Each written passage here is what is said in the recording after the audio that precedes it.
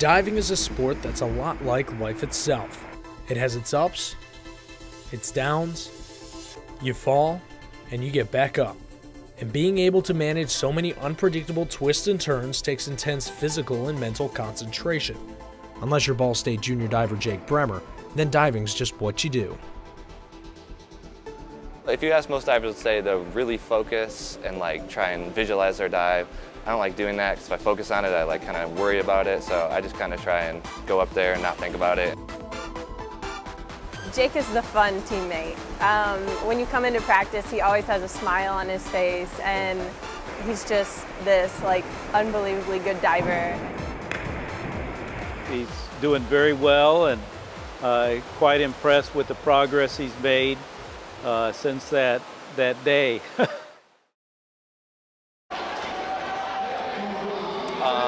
My freshman year, it was the Doug Coors invite. We only had one more dive left. Jake is up there, and I just remember I was standing next to one of my teammates, and we were watching him, and we saw him take off, and we knew he was going to be close.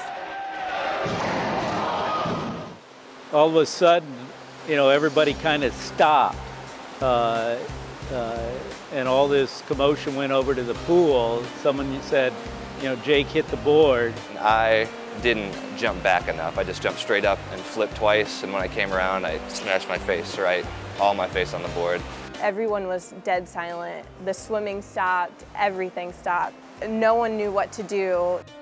One of my friends, Jeremy, he jumped in. He was a senior my freshman year, and swam me to the side, and then they got me on the backboard and pumped me full of medicine. It's hard to remember everything.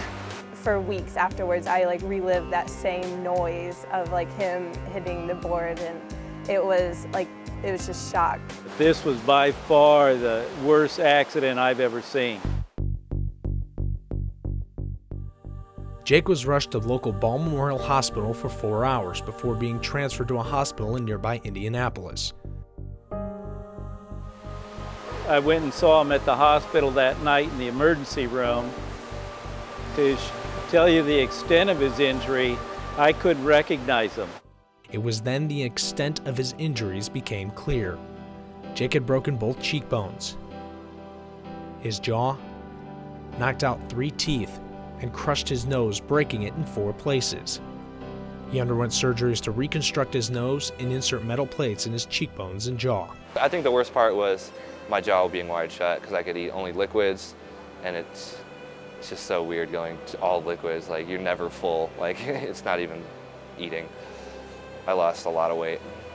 We saw him 2 days later. We went and visited him down in the hospital, and we expected him to be, not quite himself, but we walked into the room, and even though his jaw was wired shut, he still kind of smiled, and he was joking around with us. To stop and think about what he had been through, most people would have just hung it up. After all, most of the surgeries, got home to recover. My mom always asked me about it every day. She's like, "You're not going back, are you?" And I was like, "I don't know, I think I am," because I still love diving, obviously. Doctors said it's fine, they said if this happens again, it'll be a lot more serious.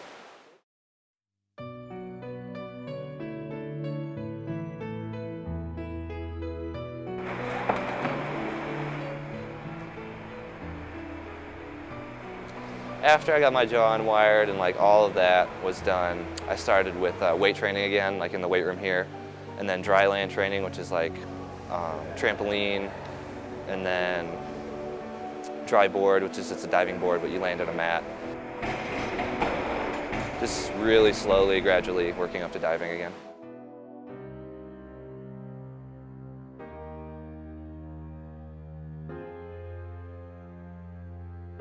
After getting knocked down, the only choice for Jake was to get back up. After months of training, Jake once again took the boards and dove back into the sport he loved. Despite everything he had been through, Jake Brehmer emerged with his love of diving unscathed. He got back on, and he had no fear. If that happened to me, I could never get back on a diving board.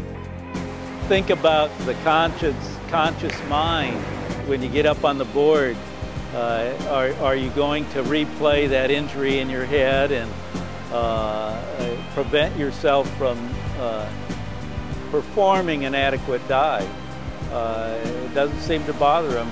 You know, it would have been, I guess, an easy way out, not to get back up there. You know, I think the sky's the limit. It made me stronger, like mentally, because if I can go through this and then be fine, I don't want to say make it through anything, but there's not much that would stop me, mentally at least. Since then, I haven't even thought about it, to be honest.